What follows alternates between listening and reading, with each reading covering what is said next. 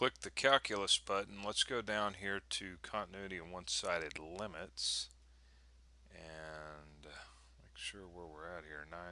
I guess that's what I hadn't done. We got a piecewise function. We got t of x. The name of the function is t. That could be confusing.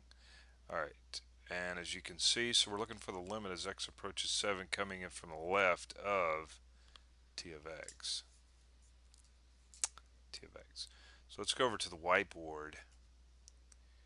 See if we can't scratch something out up here. Alright, so this is the more traditional way of writing this. Big curly brace. We have 8x, and that domain is x is greater than 7, and then we have x plus 7, and that domain is x is less than or equal to 7. We want to find the limit as x approaches 7 from the left of t of x. Now we're going to be using this one here because this says we can use all values less than or equal to 7. So as long as it's less than 7, this is the one we want to use. So I'm going to actually rewrite this limit as the limit as x approaches 7, and then we'll go ahead and put in our t of x, which is x plus 7. Now we can go ahead and just do direct substitution into this, which is 14, okay? Now I am going to kind of sketch out what this graph looks like, or we'll attempt to sketch it out anyway. Okay, and we'll say that 7, we're approaching 7 right here. This graph is definitely not going to be to scale. But anyway, if we were to find t of 7, of course we would use this one here because this includes 7. So we'd have 7 plus 7 is 14. And we'll say that that's right, I don't know, we'll say it's right here. Obviously this is not to scale. Now x plus 7, we'll say that the graph is doing something like that. Of course it's got to cross at 7, so I don't know, it's close. But anyway, it's slope of 1. So that's this graph, that'd be this part here. And then of course 7 times 8 is 56. And this has a slope of 1 also. Something of that nature there. Okay.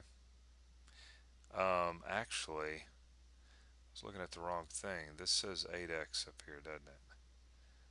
Okay, let's at least try to get that halfway right. Let's erase that.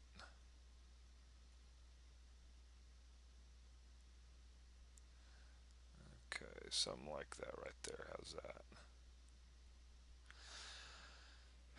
So this limit here, we're coming in from the left-hand side, which means that we're going to be using this graph. We're kind of riding along this graph. We just plug x values into our function, right? We can see that it's converging towards 14. But I was able just to do direct substitution and get that number. Now if we were asked to come in from the right hand side, if this was a plus sign right here, we would be looking at this one, and of course we'd be writing this function down as we got closer and closer to 7 coming in from the right hand side. And I must say once again, let's see, 7 times 8, that's 56, right? Anyway, that this is not to scale obviously, but anyhow, you kind of see what's going on here. That'd be coming in from the right hand side. And of course you can see this function is definitely not continuous at 7 because for one thing, the limit does not exist at 7. Now the left-handed limit exists, and of course the right-handed limit exists, but they're not both equal. Okay, that must be one of the conditions that have to be met for it to be continuous. And of course f of 7 exists, or I should say f of 7. T of 7 exists. It is 14, but that limit doesn't exist. Alright. So hopefully at this point time in your continuity career campaign, you're understanding a little bit of it. It's more, I guess I should say, left-hand and right-hand limits, which we've really been doing, but we hadn't been talking about it in previous sections.